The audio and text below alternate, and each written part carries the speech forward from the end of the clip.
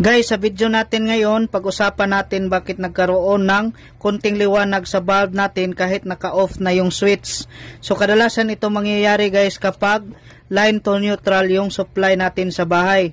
So paano ba natin malalaman na line to neutral yung supply natin sa bahay? Ngayon guys, tingnan nyo sa labas ng bahay ninyo, tapos tingnan nyo yung supply natin galing sa poste. Yung kadalasan ganyan guys na supply ay twisted wire yan.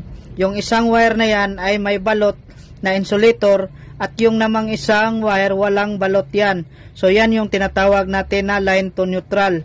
Kapag line to line naman guys, yung dalawang wire dyan ay nakabalot yan ng insulator. So yan yung line to line. So kapag dito yan sa circuit breaker natin, line 1 saka line 2. Kapag line to neutral naman, live saka neutral. Kapag line to neutral yung supply sa bahay ninyo guys, meron kayong ilaw dyan nga na